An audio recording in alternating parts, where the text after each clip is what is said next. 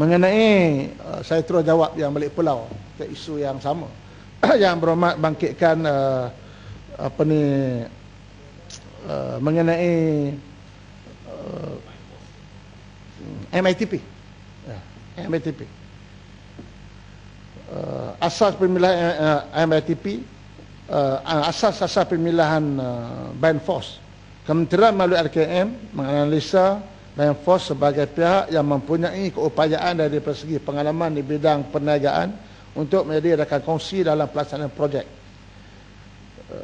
Kerajaan telah pun bersetuju supaya tanah LKM di Batu Maung seluas 20 ekar dibangunkan secara persaudaraan bagi tujuan menyelesaikan kos tuntutan ganti rugi bersabit dengan kes ini. Saya nak beritahu Yang Berhormat bahawa pertama jumlah Yang Berhormat kata tadi 240 juta, 243 juta itu bukanlah duit daripada kerajaan.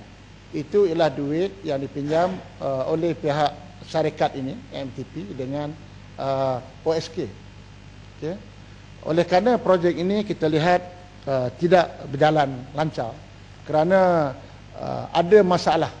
Masalah kita ialah dengan macam Yang Berhormat cakap lah, dengan nelayan-nelayan persekitaran. Bila nelayan-nelayan persekitaran ini berlaku, kuasa sungai, kuasa kerajaan negeri. Bila kita nak ubahkan nelayan-nelayan yang berhampiran di situ, kita tak dapat kerjasama dengan kerajaan negeri. Kerajaan negeri dah tukar tangan kepada DAP dekat Pulau Pinang. Jadi oleh kerana ia melibatkan nelayan ini, maka dan juga projek ini amat slow, amat perlahan sekali dan tidak mengikut jadual. Sebab itu kita telah pun tamatkan perjanjian ini, dan untuk memastikan bahawa tanggungan-tanggungan yang ditanggung oleh MITP ini, maka Kabinet telah pun bersetuju untuk memilih sebuah syarikat yang mana di dalam syarat-syarat terma yang syarikat ini akan ambil alih ialah syarikat ini akan bertanggungjawab untuk menyelesaikan segala hutang piutang dengan OSK, dengan juga membayar kepada LKM sebanyak 46 juta, kalau saya tak silap saya 46 juta. Jadi ini kita harap dengan pelantikan syarikat yang baru ini, maka ianya akan dapat menyelesaikan masalah MTP ini. Tetapi segala pelabuhan yang telah pun dibina oleh MTP ini akan diambil alih oleh LKM. Jadi runingan secara detail, bukannya mudah untuk kita nak mengambil alih, menyerahkan syarikat yang bermasalah dan ada pula orang yang sanggup untuk mengambil segala liability ini. Okay, Menteri sikit boleh.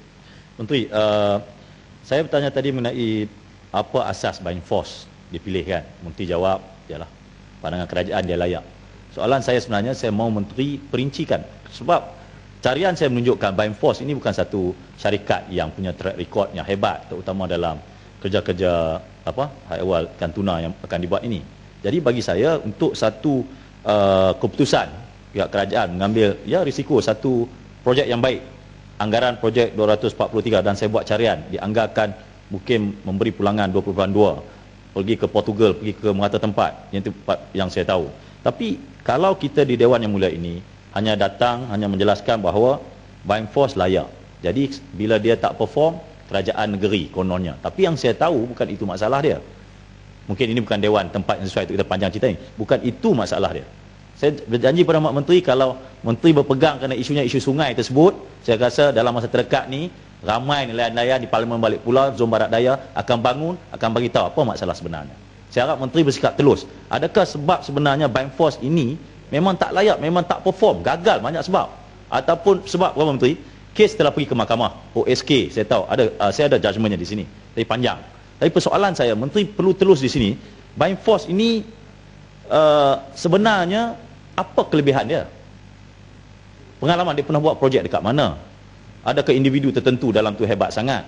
Kerana yang Mak Menteri, kerana saya tegaskan perkara ini, setakat hari ini tidak menguntungkan langsung nelayan di daerah barat daya Pulau Pinang, iaitu Batu Maung, Sungai Batu, Getak Sanggul sampai ke Teluk Bahang, dan mereka tak terlibat langsung. Jadi soalan saya, Menteri perlu beri penjelasan supaya lebih meyakinkan. Saya kata tadi, bahawa MATP ni untuk tuna. Yang tuna ni kat tengah laut lah. Yang dekat zon A ni, mana ada tuna kat situ. Kita merancang, seperti yang berhormat tahu berapa dia punya kiraan semasa dia buat presentation dan sebagainya. Tetapi waktu nak melaksanakan, berbagai rintangan dan juga halangan. Saya sendiri, bila saya baca agreement, saya 5 kali jadi pengurusi menyelesaikan masalah ni. Saya sendiri tegur, agreement yang dibuat pun tak apa tepat. Saya kata, sebab benda yang dia buat perjanjian tu, ada beberapa loophole. Sewaktu membuat perjanjian itu, yang melibatkan kerajaan negeri. Padahal, kita patut mendapat konsen daripada beberapa faktor daripada kerajaan negeri. Jadi, itu yang Muhammad. Saya dah kata tadi, bahawa oleh kerana kelemahan-kelemahan ini dan juga kita ambil LKM daripada LKM termasuklah daripada ketua pengarah LKM pun jadi board dan sebagainya di situ. Jadi walau bagaimanapun, kerana saya kata nak cerita pun banyak, nanti yang mau sedia maklum, banyak halangan-halangan. Jadi akhirnya kita tamatkan. Kita dah tamat LKM, tetapi tentulah kita akan membayar ganti rugi dan sebagainya. Sebab itu kita telah pun, saya kata tadi, telah pun dapat syarikat yang sanggup untuk mengambil alih projek tersebut dan mengganti rugi semua apa yang ditanggungnya dihutang oleh Menteri, untuk terakhir untuk isu ni untuk terakhir. Saya bertekankan tadi dalam perbahasan saya tadi, apa sikap kerajaan dalam menunjukkan kebertanggungjawapan, accountability itu. Kerana bagi saya, untuk memberi pegangan kepada satu syarikat persediaan berhad iaitu 60%, LKIM pun pegang 40%, mesti dah 40%. Yang tak perform ni pula pegang 60%. Dan reputasi projek dah hancur sebab tak perform. Jadi apakah keputusan Menteri Tuan jelaskan hari ini, apa sikap accountability kerajaan terhadap mereka-mereka yang tidak betul-betul sikap bertanggungjawab terhadap satu projek yang baik oleh kerajaan ini? Tolong jelaskan. Kita dah beritahu ini projek penswastaan. Bila projek penswastaan, tentulah syarikat tu lebih share dia. Dan LKM ada 40%. Dan juga bila dia saman dengan OSK, bila dia saman dengan OSK saman dia, hutang tak bayar. Dan juga yang berhormat kata surat garanti semua ni masih lagi kita boleh masih belum confirm. Mahkamah boleh tentu. Kita tahu cerita ni. Tetapi yang penting bagi kita, bagaimana kita nak pastikan bahawa projek ini kita dapat selamatkan, kita teruskan, dan juga bahawa hutang yang ditanggung oleh MTP yang mana LKM ada 40% ini dapat kita selesaikan. Jadi benda ini kita dah selesaikan, dan dalam program masih lagi dalam perbincangan dengan pihak-pihak yang terlibat, termasuk yang syarikat yang ada 60%, kerana dia kena ambil kira dia dah belanja dekat berpuluh juta menyediakan JT yang berhormat pun tahu JT itu telah pun siap, ada yang dah siap JT tersebut.